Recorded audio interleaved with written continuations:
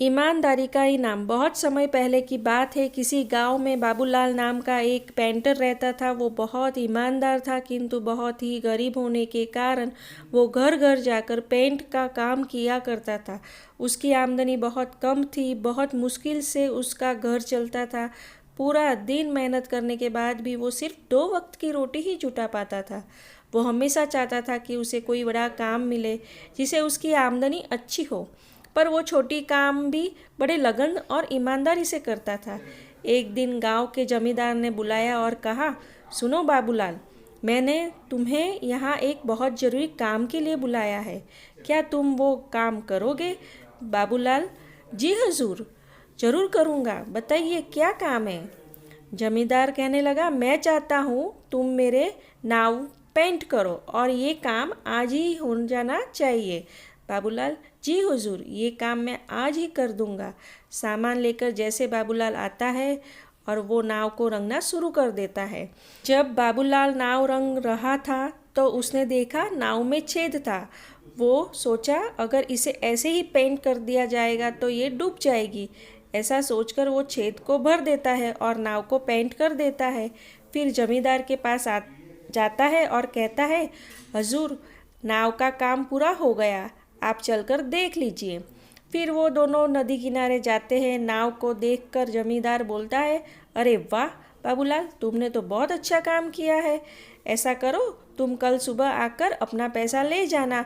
उसके बाद वो दोनों अपने अपने घर चले जाते हैं।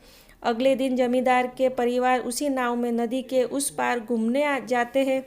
शाम को जमींदार का नौकर रामू, जो उसकी नाव की देखरेख भी करता था, छुट्टी से वापस आता है और परिवार को घर पर ना देखकर जमींदार से परिवार वाले के बारे में पूछता है। जमींदार उसे सारी बात बताता है।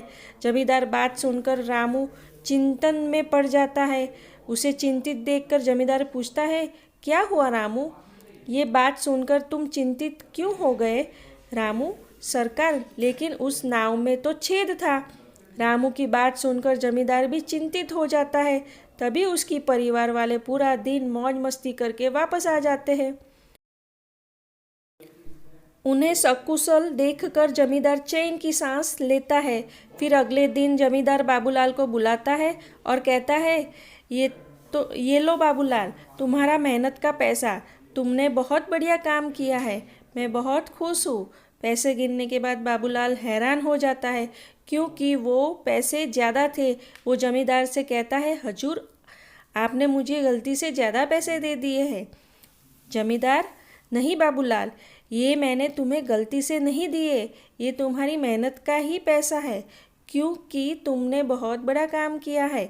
तुमने इस नाव की छेद को भर दिया, जिसके बारे में मुझे पता भी नहीं था। अगर तुम चाहते तो उसे ऐसे भी छोड़ सकते थे, पर तुमने ऐसा बिल्कुल नहीं किया, जिसके लिए मेरे परिवार सुरक्षित घर वापस आ गए हैं।